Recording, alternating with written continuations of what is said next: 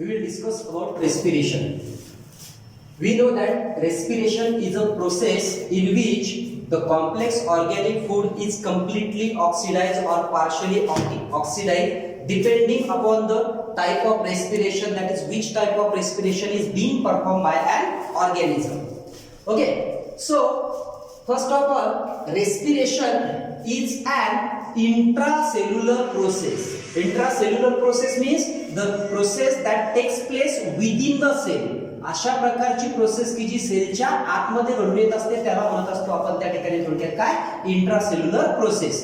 So respiration is an intracellular process of oxidation in which complex organic substances. रेस्पिरेशन म्हणजे एक प्रकारची intracellular process असते की ज्याच्यामध्ये त्या ठिकाणी जे कॉम्प्लेक्स ऑर्गॅनिक सबस्टन्सेस असतात, या कॉम्प्लेक्स ऑर्गॅनिक सबस्टन्सेसचं त्या ठिकाणी ऑक्सिडेशन होत असते. आणि महत्त्वाची गोष्ट अशा प्रकारची की these complex organic substances are broken down in step wise manner. हे जे कॉम्प्लेक्स ऑर्गॅनिक सबस्टन्सेस असतात हे स्टेप वाइज मॅनर मध्ये त्या ठिकाणी थोडक्यात काय केल्या जात असतात, ब्रेक डाऊन केल्या जात असतात. बरोबर.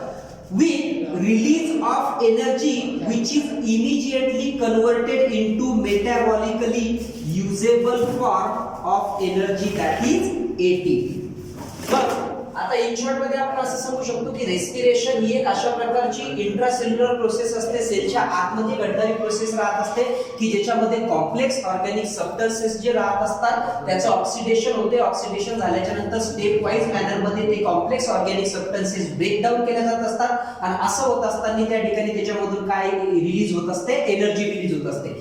हे complex organic substances break down झाल्याच्या नंतर जी एनर्जी रिलीज होत असते ती एनर्जी लगेच त्या ठिकाणी थोडक्यात कन्व्हर्टेड केल्या जात असते मेटाबॉलिकली युजेबल अशा फॉर्म मध्ये की ज्याचा म्हणजे की आपण ती जी एनर्जी आहे की जी कन्वर्ट झालेली आहे कशाच्या स्वरूपात, एटीपीच्या स्वरूपात. तर एटीपीच्या स्वरूपात कन्वर्ट झालेली ही एनर्जी आपण त्या ठिकाणी परत आपल्या ज्या मेटाबॉलिक ऍक्टिव्हिटीज असतात सेलच्या आतमध्ये घडणाऱ्या त्याच्यासाठी काय करू शकतो, वापरू शकत असतो. बरोबर. आणि म्हणून मग आपण असं म्हणायचं, respiration is an intracellular process of oxidation in which complex organic substances are broken down into stepwise manner with release of energy which is immediately converted into metabolically usable form of energy, that is ATP.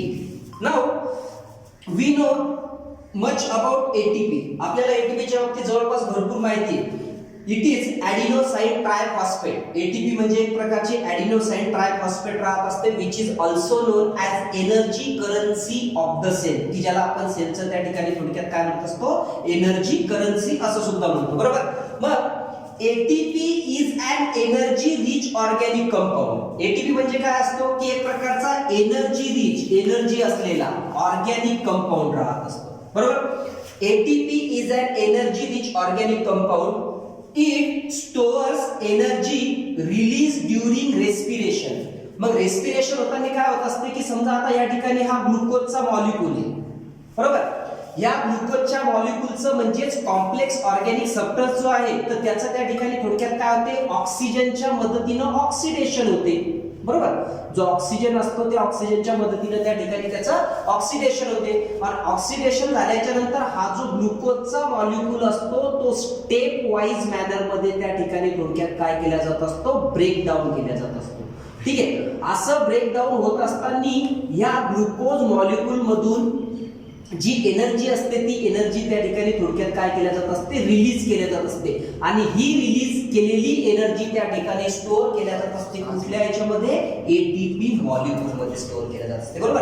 आणि म्हणून आपलं second statement अशा प्रकारचं आहे, it stores energy release during respiration. Respiration होताना म्हणजेच एखाद्या complex organic सबस्टन्सचं oxidation ज्यावेळेस होते तर त्यावेळेस तो complex organic substance step wise manner मध्ये ब्रेक डाऊन होतो आणि ब्रेक डाऊन होताना त्यामधून एनर्जी रिलीज होते म्हणजेच याचा अर्थ रेस्पिरेशन घडते. बरोबर. आणि मग ही ह्या कॉम्प्लेक्स ऑर्गॅनिक सबस्टन्सेसचं त्या ठिकाणी ब्रेकडाऊन होत असताना जी एनर्जी रिलीज होत असते ती एनर्जी ह्या एटीपी मॉलिक्यूल मार्फत त्या ठिकाणी थोडक्यात काय केलं जात असते, ब्रेकडाऊन केलं जात असते. सो आपलं स्टोअर केलं जात असते. It stores energy release during respiration in its high energy chemical bonds. मग आता ही जी एनर्जी रिलीज होते तर रिलीज झाल्याच्या नंतर ही एनर्जी त्या ठिकाणी थोडक्यात काय केल्या जात असते, ह्या एटीपी मॉलिक्यूल मार्फत त्या ठिकाणी स्टोअर केल्या जात असते. आणि तो स्टोअर स्टोअर कोणत्या स्वरूपात करून ठेवत असतो, तर त्याच्यामध्ये त्या ठिकाणी जे हाय एनर्जी अशा प्रकारचे केमिकल बॉन्ड असतात, ते high energy chemical bond establish करून त्या ठिकाणी या कॉम्प्लेक्स ऑर्गॅनिक सबस्टन्स मधून बाहेर पडलेली एनर्जी एटीपी काय करत असतो, त्या ठिकाणी स्टोअर करून ठेवत असतो. आता आपण जर आपल्या बॉडीच्या बाबतीत बघितलं तर आवर सेल नीड्स एनर्जी. आपल्या बॉडीच्या सेलला त्या ठिकाणी ज्या वेगवेगळ्या प्रकारच्या मेटाबॉलिक प्रोसेस राहत असतात, तर या मेटाबॉलिक प्रोसेस कॅरी आउट करण्यासाठी कशाची आवश्यकता असते, त्या ठिकाणी एनर्जीची आवश्यकता असते. The cell needs energy for its division. सेलला आता कुठल्या कुठल्या गोष्टीसाठी एनर्जीची आवश्यकता असते, सेलचं डिव्हिजन होण्यासाठी एनर्जीची आवश्यकता असते. आपण सेल डिव्हिजन वरती एक चॅप्टर बघितलेला आहे. त्याच्यानंतर सेलला स्वतःची ग्रोथ होण्यासाठी, त्याच्यानंतर त्या ठिकाणी मूवमेंट करण्यासाठी, रिप्रोडक्शनसाठी अँड व्हेरियस बायोसिंथेटिक प्रोसेस. आणि ज्या वेगवेगळ्या प्रकारच्या बायोसिंथेटिक प्रोसेस राहतात, जसं की आपण बघितलं बायोमॉलिक्युल्स चॅप्टर मध्ये, आपल्या बॉडीमध्ये वेगवेगळ्या प्रकारचे जे केमिकल मॉलिक्युल्स असतात त्यांचं ब्रेकडाऊन केल्या जात असते. परत नवीन त्या ठिकाणी केमिकल बॉन्ड असलेले नवीन मॉलिक्युल्स त्या ठिकाणी फॉर्म केले जात असतात. तर तशा पद्धतीनं बायोसिंथेटिक अशा प्रकारच्या प्रोसेससाठी सुद्धा कशाची आवश्यकता राहत असते, सेलला एनर्जीची आवश्यकता लागते. And this energy the cell requires the cell obtain this energy from the ATP molecule. आणि सेल ही एनर्जी कशापासून मिळवत असते, त्या ठिकाणी या एटीपी मॉलिक्यूल पासून मिळवत असते. बरोबर. Then whenever the cell needs energy, ज्यावेळेस एनर्जी म्हणजे सेलला त्या ठिकाणी थोडक्यात कशाची आवश्यकता असते, एनर्जीची आवश्यकता असते. ATP is hydrolyse. बरोबर. आता हा जो एटीपी चा मॉलिक्यूल असतो, सेलला ज्यावेळेस त्या ठिकाणी कशाची आवश्यकता असते, एनर्जीची आवश्यकता असते, अशा वेळेस या एटीपी च्या मॉलिक्यूलचं त्या ठिकाणी हायड्रोलिसिस होते. त्याचं हायड्रोलिसिस. बरोबर. इथं आपल्याला माहिती आहे की हायड्रो या शब्दाचा अर्थ होत असतो त्या ठिकाणी थोडक्यात काय, वॉटर. आणि लायसिस या शब्दाचा अर्थ होत असतो ब्रेकिंग ऑर स्प्लिटिंग. मग whenever the cell needs energy, ज्यावेळेस सेलला त्या ठिकाणी थोडक्यात कशाची आवश्यकता राहत असते, एनर्जीची आवश्यकता राहत असते. तर whenever the cell needs energy, ATP is hydrolyzed to produce ADP and PI.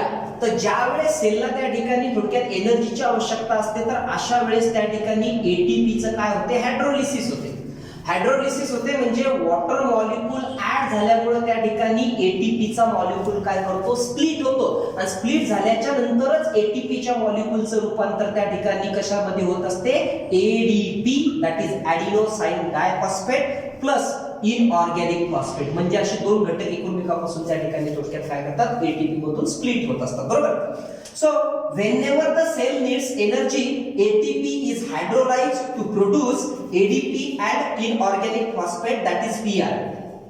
And energy is released as high energy phosphate bond is broken. आणि ज्या वेळेस त्या ठिकाणी म्हणजे आता सेलला कशाची आवश्यकता आहे, एक मिनिट, सेलला कशाची आवश्यकता आहे, त्या ठिकाणी एनर्जीची आवश्यकता आहे. बरोबर.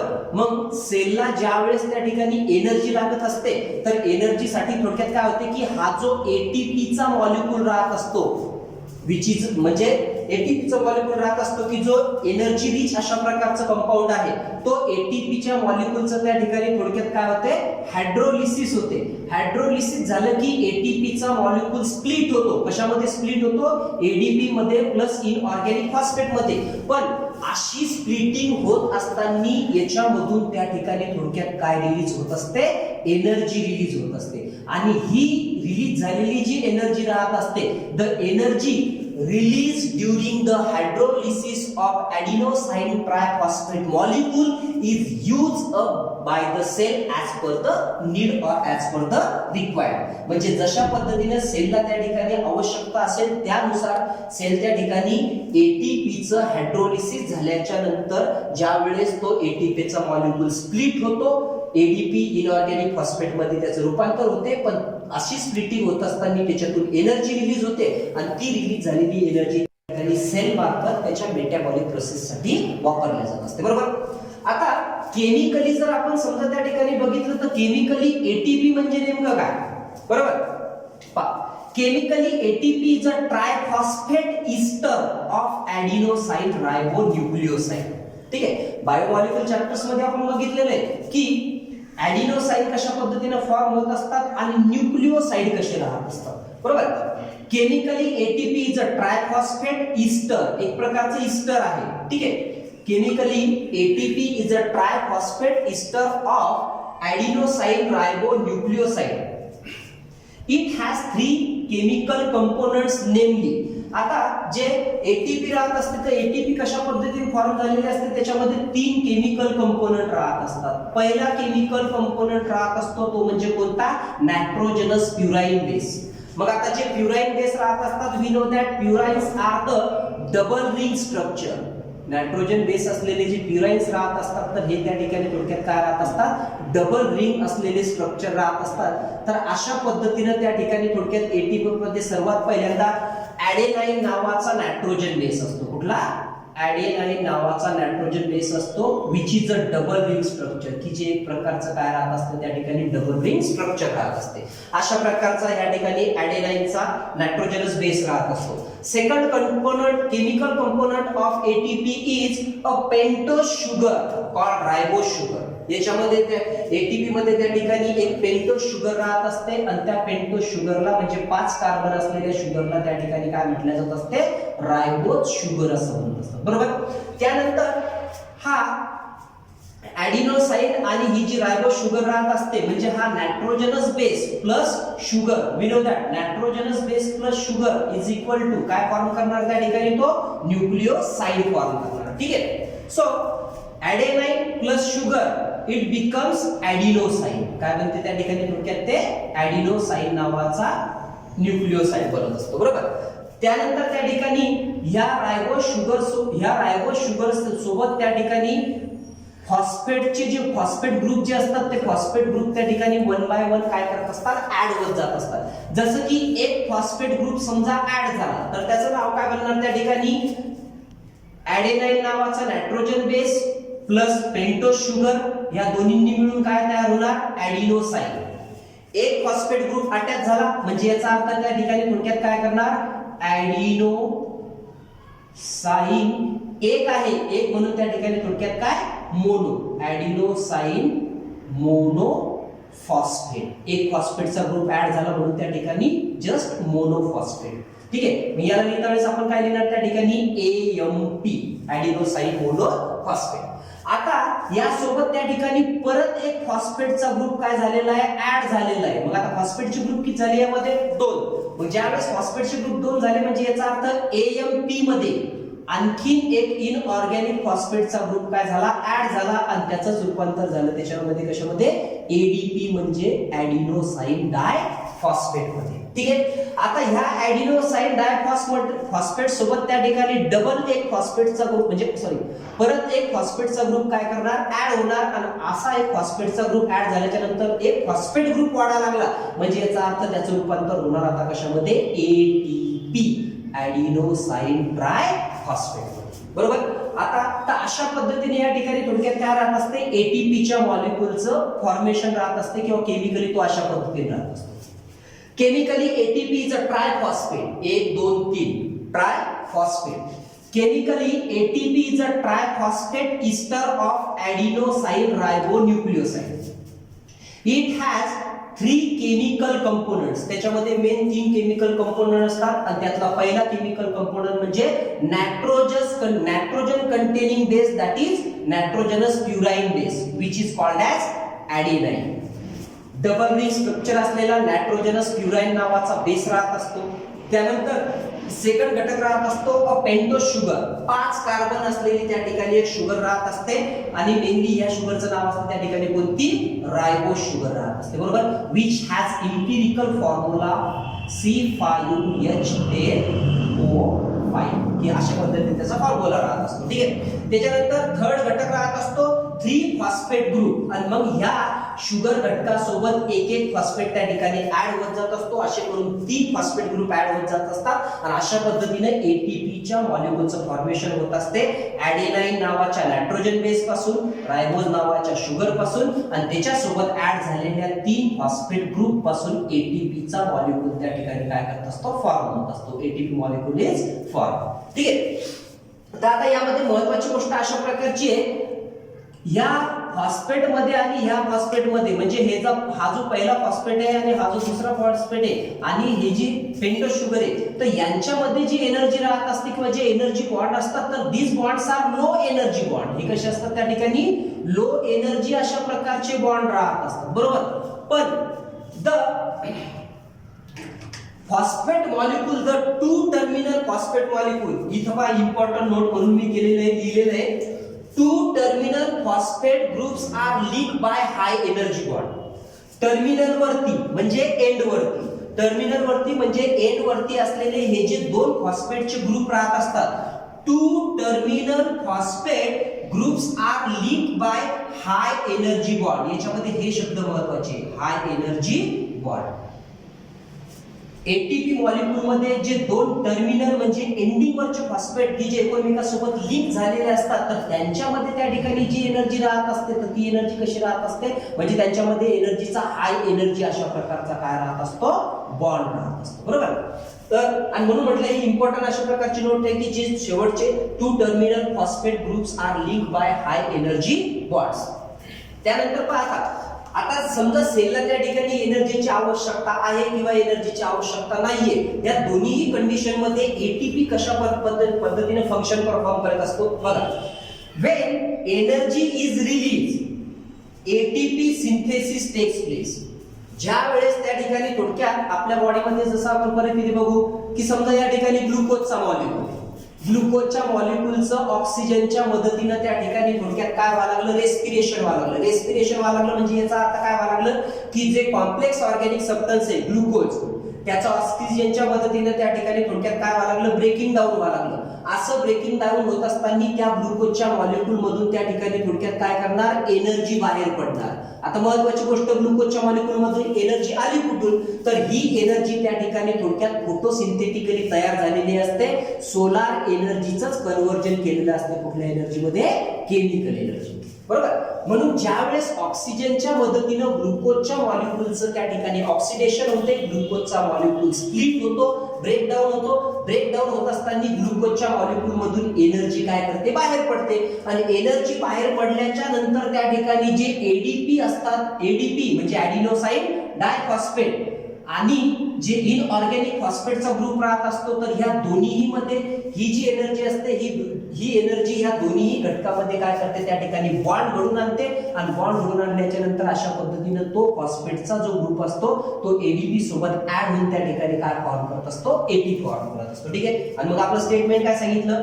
When energy is release, ATP synthesis takes place from ADP and inorganic phosphate.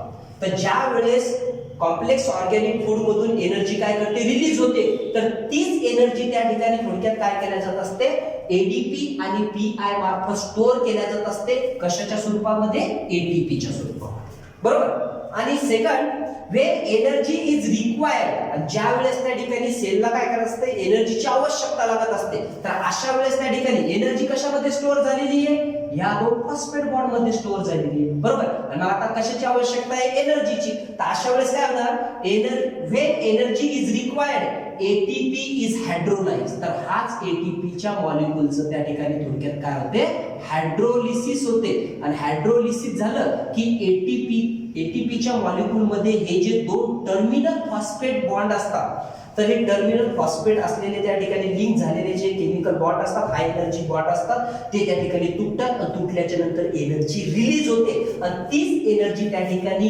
Is use for the metabolic activities.